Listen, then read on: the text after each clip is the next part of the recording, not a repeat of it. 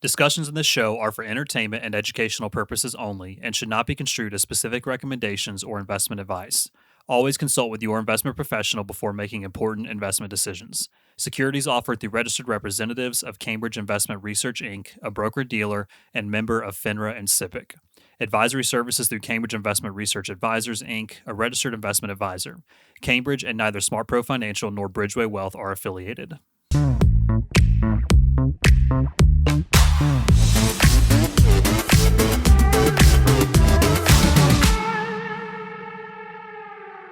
Hey, everybody. Welcome back to the Working Wealth Podcast. We are here for our second part of our incredible conversation with Mr. Adam Taylor. Can we say John Adam Taylor II or Junior? Or can we not do that? Yeah, Junior. Junior. Yeah. Okay. Mr. Adam Taylor. We'll just leave it at that. With the Adam Taylor and team with Keller Williams, absolute stud in real estate for us here in the upstate of South Carolina area and across North Carolina, South Carolina regions, we'll say. So what we're going to focus on in this conversation, though, is we've already talked about what it's like to go through y'all's process and things to think about on the buying and selling side as a residential buyer. We're going to focus this part of our conversation on a topic that honestly comes up all the time in my conversations with clients and prospects is everybody, it feels like everybody today wants to own rental properties. And that's a very fun kind of conversation to have. I feel like a lot of times people miss the big picture. They don't understand like what it takes to do it and be successful at it. Yep. So I wanted to have you on as the expert because you have extensive experience in this realm. And let's talk about like what does it mean to own investment real estate? Like how much work is there actually involved? Like what are the key things you need to understand for every deal, every transaction, all those kind of things. But before we go forward, if you have not seen our first episode with Adam, and if you haven't gone back and watched our episodes about lending and financing, because that will play into this conversation, like how to do that successfully, go back and check out our past few episodes because there's some really good gold nuggets in there, and we'd love for you to be informed as we have this conversation. So, Adam, let's take it away. Investment real estate. Perfect. Probably the sexiest thing on the market right now. Yeah, right? Everybody thinks that it's this glorious thing, and it certainly can be. Yeah. One thing that you mentioned, I think that was a great build up to this of buying investment real estate in particular. First starts with the fundamentals. First, you got to build a great team around you. This is a football. That's right. You have to have a great financial advisor. You have to have a great agent. You should have a great insurance agent, attorney, lender, inspector. Where people miss the boat is they don't spend the time building, because what I tell people is they're building a new business. Yeah. And new businesses are slow and they're clunky at first, and you've got to build up the right relationships. So having a great team is really important, but it's also really important to know how to analyze a market, know how to underwrite deals. I have people that underwrite ghost deals to see what does equity look like over time, what does cash flow look like over time, what is the real impact of investing in investment real estate. So we're big on like this is a learning experience with our investors because we've gotten to the point with some investors that I call them now and say, hey, you should buy this, and they do it because they've spent that time with us learning how to look at supply and demand and where jobs are going and project what markets are good markets. They understand how to do our rental property calculator to understand what the cash flow looks like. They've already have been connected with an accountant, so they understand what the tax implications are. The more that we can help people learn, the easier it is over time. But I tell people don't rush past that initial skill building phase. Yeah, if that makes sense. Yeah, so I want to dig into that a little bit more. It's like there's a skill side of, hey, it's running a business. And I love that you said it's clunky at first. Every business is clunky at first. Right. We talked about this with your business, on the last episode is, hey, like you started out green as a freaking sprout coming out of the ground, like not knowing what to do. Yep. Great job, by the way, at the first house. But it's grown to this big organization, right? Yep. Like, still personal focus on service, feel, all that kind of stuff. But you had to go through those steps to get to where you are today. Yep. So there's obviously the skill side, but there's also the financial side, right? I feel like a lot of times I have the conversation with folks where they say, typically it's someone in their mid-20s to mid-30s, they say, hey, I just want to buy rental properties. And I'm like, you can't balance a budget you have $8,000 in your bank and you owe $25,000 on a car note, you can't afford it. Right. Like that's just, to me, that's the fundamentals of the financial side is Right. you have to have the skills and have the team around you, but you also have to have that like patient perseverance to build those things out so you can be successful. That's right. Because the worst thing you can do is you buy into something and you realize, oh crap, I'm underwater. Now I got to sell it. And then I'm actually underwater, Right. Like I actually lose my shirt on it, Yeah. those kind of things. Yeah. So are there any things specific you talk about with your investor clients, those that reach out and say, hey, I'm interested in buying my first property? Like what are the key things you focus on outside of the skills? Kind of like that buyer game planning we talked about for a personal purchase. Like what are those key things you focus on with folks? So number one is as I get really granular on what is the end goal. Like, because I can always reverse engineer if it's them trying to get to $15,000 a month in cash flow. Okay, it sounds like a huge number, and it is, but I can block and tackle backwards to how many properties do they need? What does it look like in 20 years whenever the mortgages are paid off? Factor all that in, and then come back to them and say, okay, to get to that number, you're going to need to be at X properties. Some people are more of like they want to create house money and go flip. I need to understand what that person's trying to do because I can help them get to whatever they're trying to achieve. But if we're not on the same sheet of music and I'm thinking that he's an equity buyer but they're actually a flipper, it's not a good match. So it starts with that personal relationship and me asking good questions to them. The cool thing about real estate and the cool thing about numbers is there is a path to get to them. We just have to understand what that end goal is. I tell people this all the time. I'm a really good shot, but I need to know what I'm shooting at. Ooh, yeah. You're not taking a sniper rifle to go duck hunting. Right. We're taking some 12 gauges. Right. What's the number 4 shot? Yeah. Right. Yeah. Okay, that's great. So thinking about understanding the differences of the actual end goal, right? So there's a lot of different forms of investment real estate. Yep.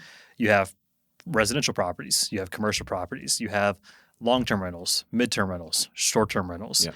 You have the equity flippers, like all those things. How does someone decide like what to do? Like in your perspective, your experience, because you've done pretty much all of it. Yep.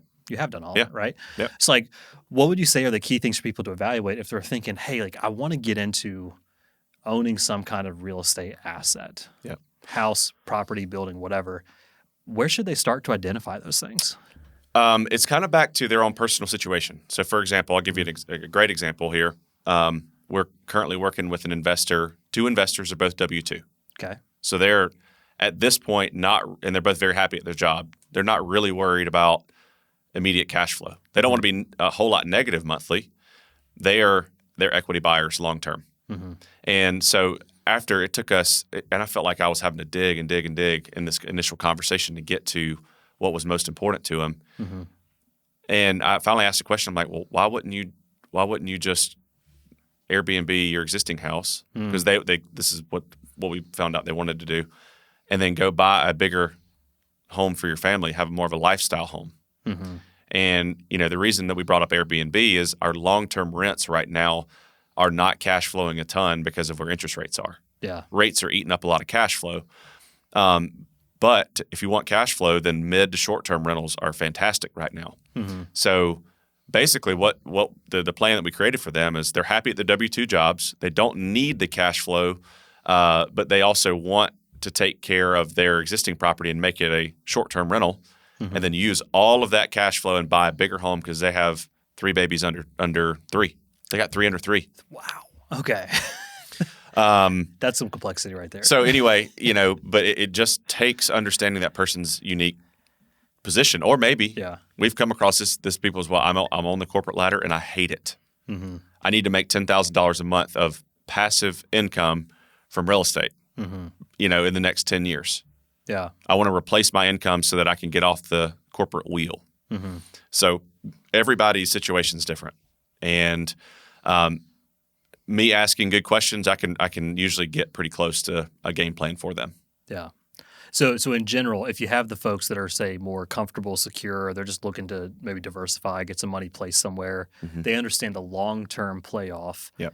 Buying a long-term rental, meaning you're renting it out at a term of 12 months or more Yep. at a time, that kind of thing. You're going to have the the passive equity payoff, all those kind of things.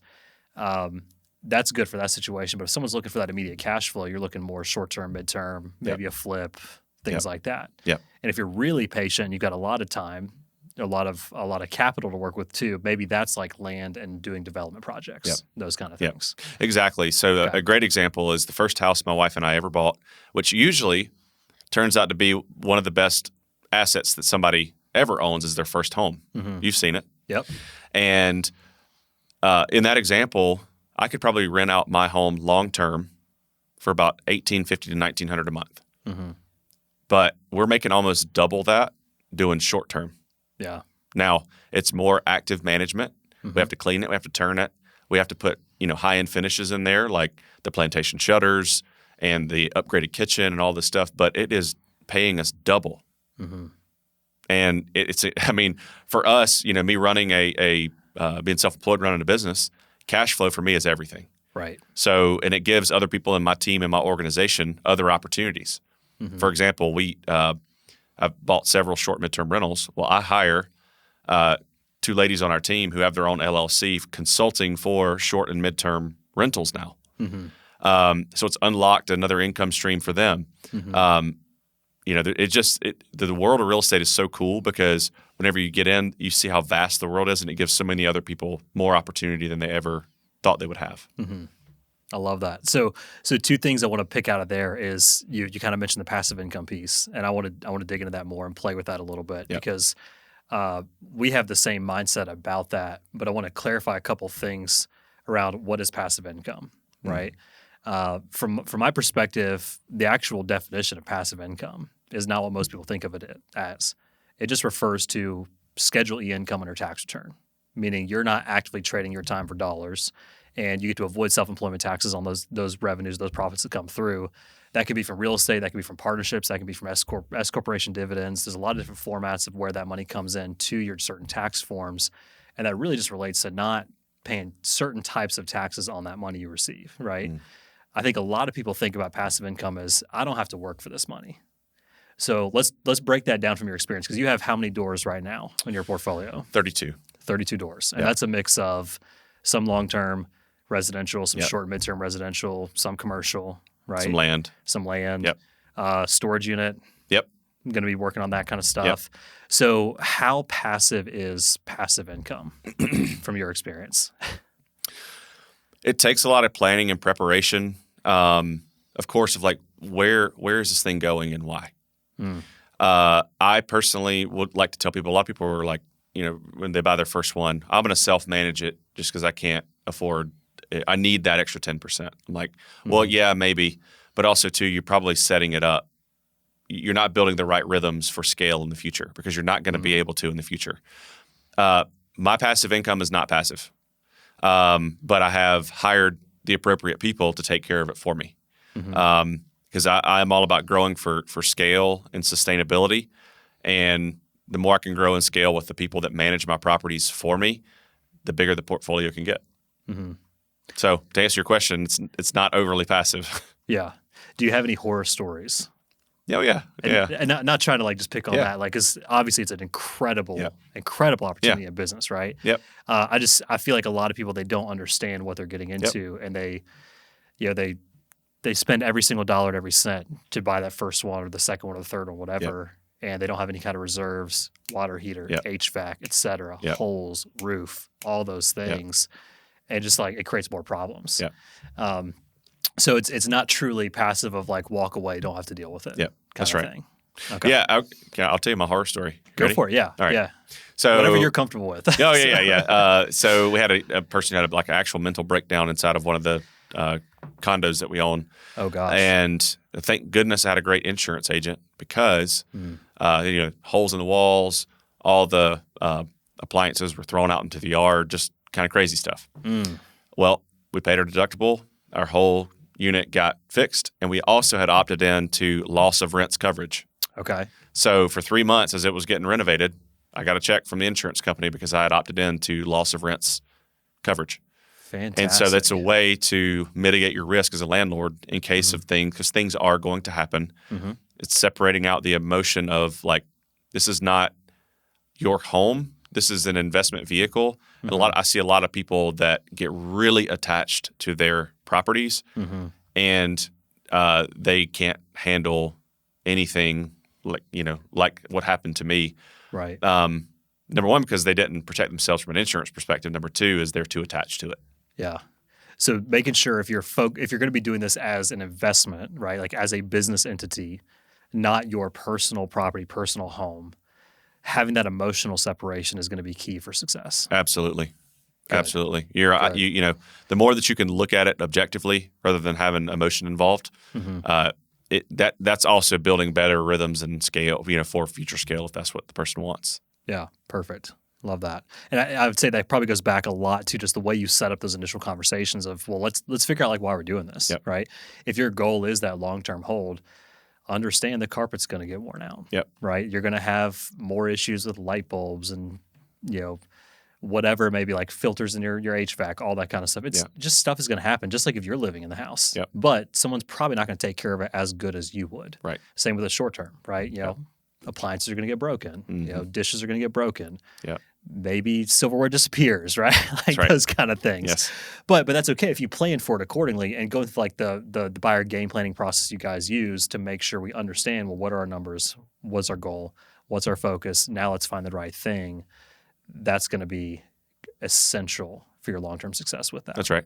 Yeah. I mean, again, back to the point of like the agent should be the quarterback of all the relationships. Right. If you're going to do short midterm, like having a resource to help you build that from ground up, have the insurance agent, the lender, the attorney, the appraiser, the inspector, the financial advisor, the accountant. You're basically, and I talked to a guy the other day, I said it because he has 0 rental properties, but he's like, I have a big goal, big dreams. I'm like, great. This is going to sound crazy. Even though you don't even have a business right now, I need to put basically a cabinet around you of advisors. And he's like, yeah, but I don't have anything yet. And if I have only one, it seems silly. And I'm like, I'm not thinking about the first one. I'm thinking about the 15th one and the 20th one. We're all about helping people build the structure first, and then they can build capacity and build load. Yeah, we talked about that last time. You got to start with those foundational, the fundamental pieces, and then be able to expand on that successfully. That's right. I love that. So let's talk about the difference between residential and commercial. So a lot of people that are small business owners, they run an office, they run a manufacturing facility, something like that. Obviously, they have to have a place to do that. Ourselves, we rent an office space right now. We would love to own our own space. That's one of our goals we're working toward, and see some properties we're interested in right now. What would you say is the key thing people need to be thinking about in terms of commercial property versus residential property? Yeah. There's been a big shift, of course, with COVID and work from home. And, the commercial space is a little bit more rocky right now because of the short-term notes that are out there that are going to be coming due. So I'm a more heavy on the residential end of things because people are always going to need a place to live. Right. Now, office space is wonderful. There's pros and cons to both. From an emotional standpoint and an active management standpoint, residential is way bigger of a lift than commercial. I have a commercial property in Lawrence that the check comes in same time every single month. It is a professional type situation. It is a triple net lease, meaning they're taking care of taxes, insurance, and maintenance on the property. But it also could take longer to place a great tenant like that because there's fewer, you just have less demand and less people who are able to step into a lease that size and have the financial ability to take care of all that. Me personally, just because I'm in the residential space more, I understand it a little better. And so I've divided up my portfolio of about 90% residential, 10% commercial or land or other. Gotcha. So you mentioned the fact of short-term notes coming due with commercial space. I just want to break that down for people a little bit. A lot of people aren't aware that when you get a loan for a commercial property, it's not like your traditional house mortgage where you get it for 15, 20, 30 years or so. You can get that loan with some part of the financing set up for maybe a 10, 15, 20, 25, 30 year term or amortization schedule, we'll say. But what I think a lot of people don't understand is your actual note most of the time is like a 10 or 15 year term. meaning you have maybe your interest payments on the note are spread out over a longer period of time, but your total principal due might be due in 10 years.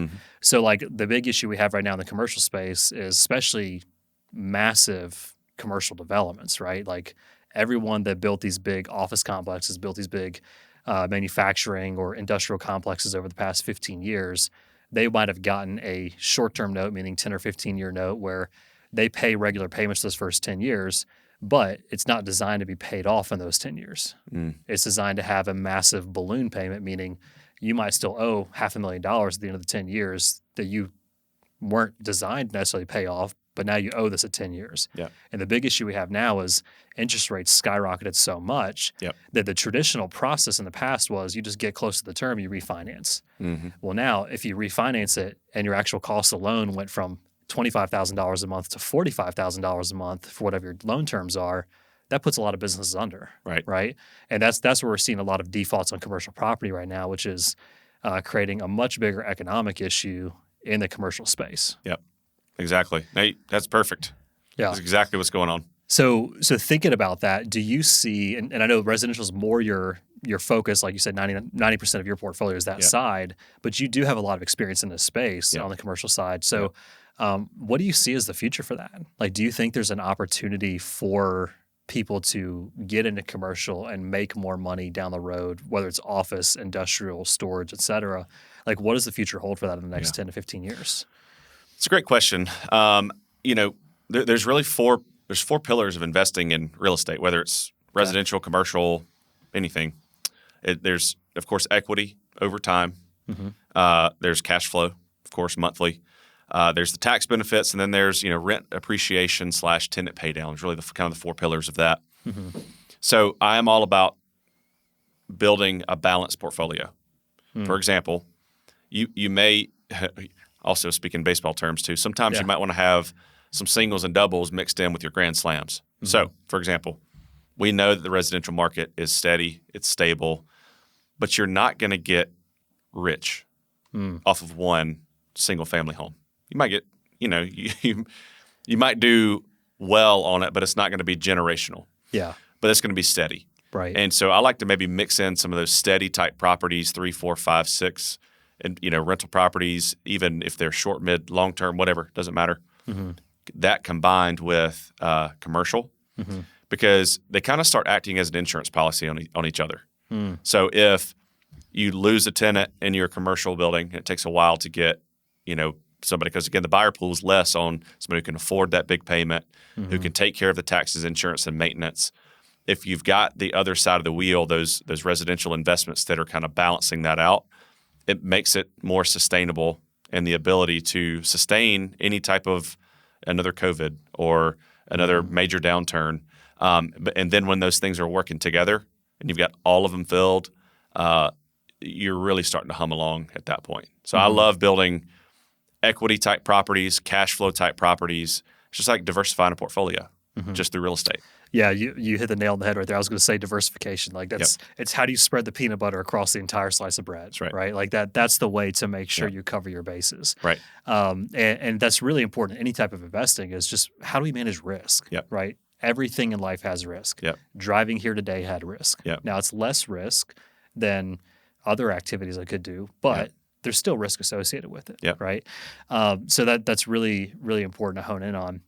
I think that on the flip side of that, so like we talked about commercial a little bit, on the residential side, one of the things that I see as I just track like general market data, supply and demand from the bigger picture economic side is I heard a stat this morning, literally driving over here, where they said that in the state of California, it might be more broad strokes across the nation, but at least in California, 1 in every 4 homes built is not built for purchase. It's built for rental. And we see a lot of that cropping up here too, is there's a ton of neighborhoods that are build to rent, right? So we have like townhomes, we have condos, we have single family homes. Like there's a big one down at Fountain Inn off the interstate. It's literally just single family homes, 3, 4, 5 bedroom for rent. So what do you see as the impact of that for folks that are wanting to get into rentals? Because clearly that creates more supply, right, and maybe a little more price control because they're using private equity money or other corporate lending and things like that. Like, How does that affect someone who wants to get into rentals today? I'm putting you on the spot. No. That's But a huge. That's a huge. There's a lot of implications there. Yeah. So there's some personal side to it, then there's the financial side. So Okay. personally, this is how my wife and I have thought lately about. We've seen the run up of equity over time. Mm-hmm.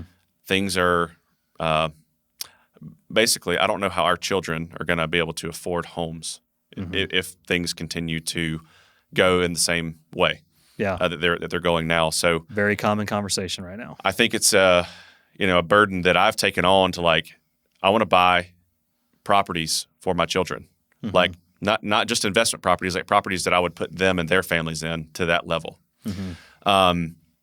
There's huge implications on that because I think the home ownership level will continue to decrease as it becomes people get priced out. From the financial end of things, you got to look at it. If other private equity groups and Wall Street money is doing it, it's probably a good idea for you as well.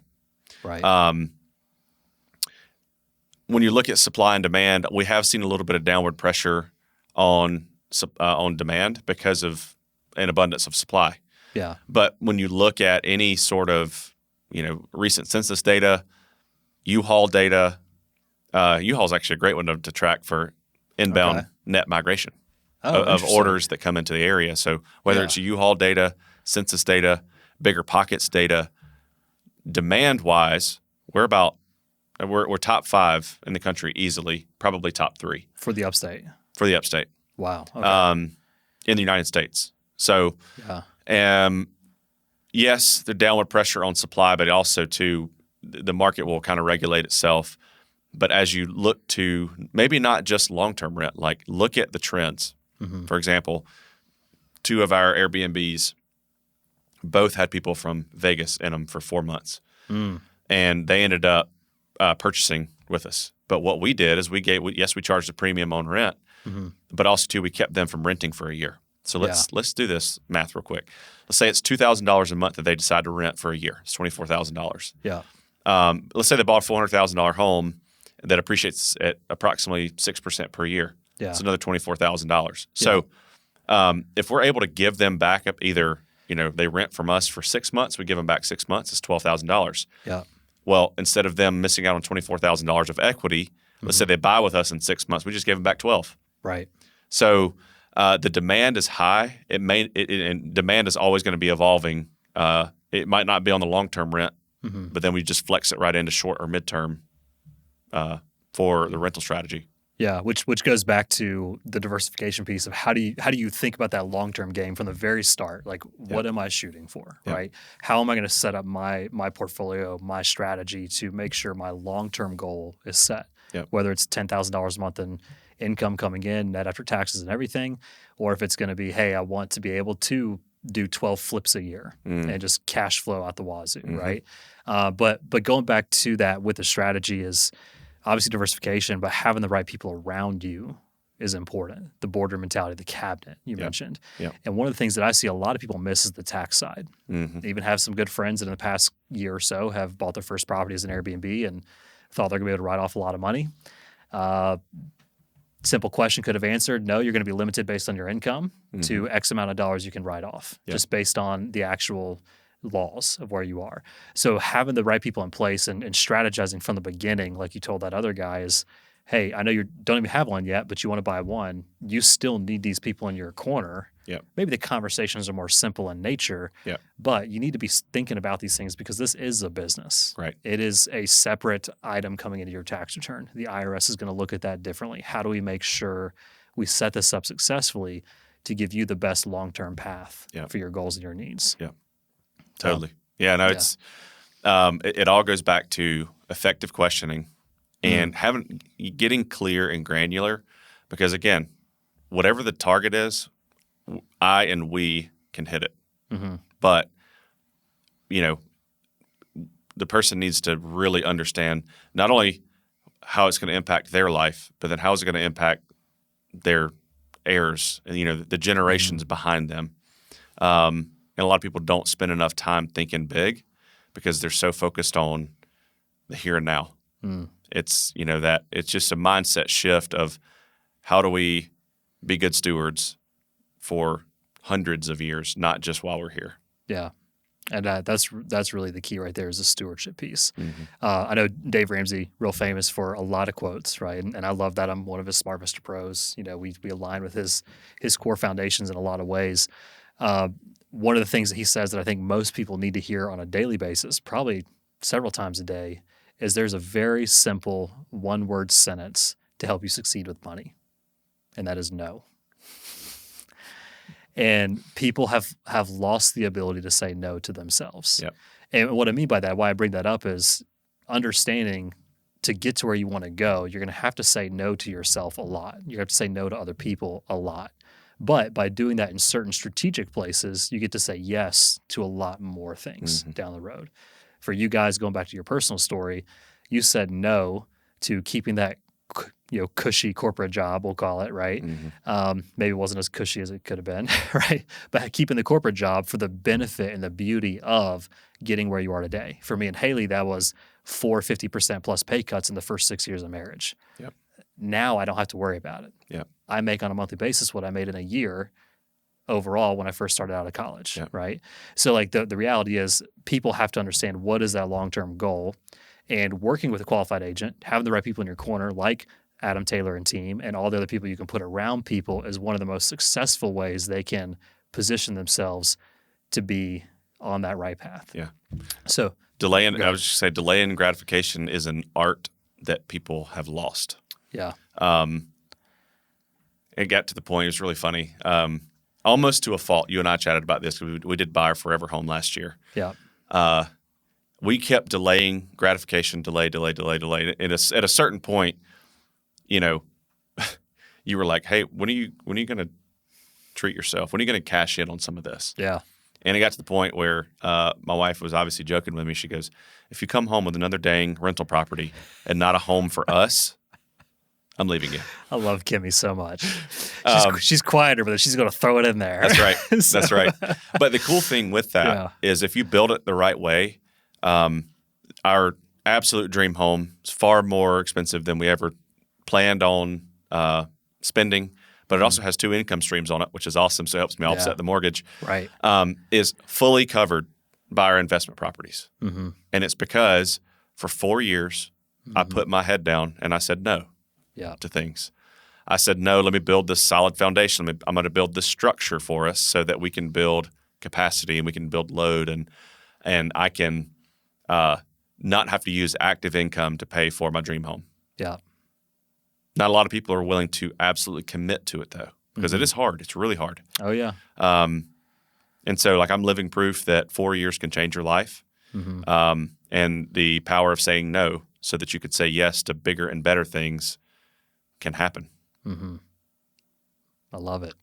I think we'll wrap up with this one quote that I've heard a lot of people say in the past few years, and well, 2 things. Preface is, I mentioned this last time, is your network will directly impact your net worth, right? So being around the right people in the right rooms, exposing yourself to the right things will give you that opportunity and open up the doors, maybe not physically or practically, but mentally and emotionally to achieve what you want to do. But one of the phrases I've heard a lot in the rooms that I'm in is most people overestimate what they can do in 1 year and underestimate what they can accomplish in 10 years. Yes. And being able to say no to get the 10-year reward versus missing on the 1-year target reward is instrumental in any type of investing, but especially in real estate. Yeah. So and I always take it back to people aren't great at suffering. Oh yeah. Long term, they don't lean into the stress and the beautiful side of the struggle. Understanding that if they do and they learn and they master the base layer of the pyramid, they are going to do things that are far greater than they could ever imagine. But it's a daily commitment to discipline across every aspect of life. You're absolutely right. People do they underestimate what they can do in 10, but they overestimate what they can do. I might have in 1 year. Yeah, No, yeah. You're good. I might have Yeah. messed that up, but no, it's all about the commitment and intensity, and the stewardship and the purposefulness that I love to help people, on that investing journey. Like I said, now we've built so many good relationships now that there are several people that I'll call and I'll say, hey, you need to buy this. They're like, all right, cool, put it under contract. Yeah. Because they've spent the time building out the systems, the processes, the mindset, and all of that. And so I'm so blessed and fortunate to get to do this every single day. Yeah.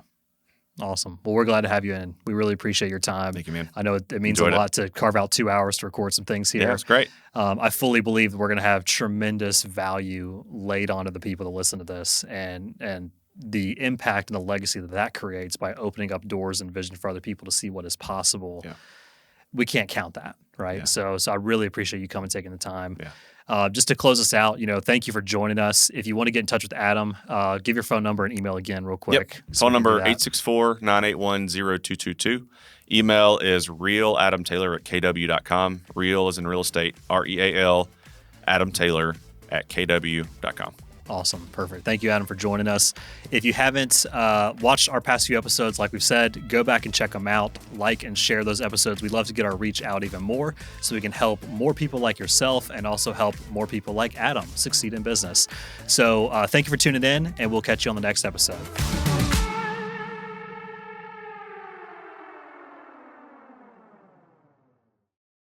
Discussions in this show are for entertainment and educational purposes only and should not be construed as specific recommendations or investment advice. Always consult with your investment professional before making important investment decisions. Securities offered through registered representatives of Cambridge Investment Research, Inc., a broker-dealer and member of FINRA and SIPC. Advisory services through Cambridge Investment Research Advisors, Inc., a registered investment advisor. Cambridge and neither SmartPro Financial nor Bridgeway Wealth are affiliated.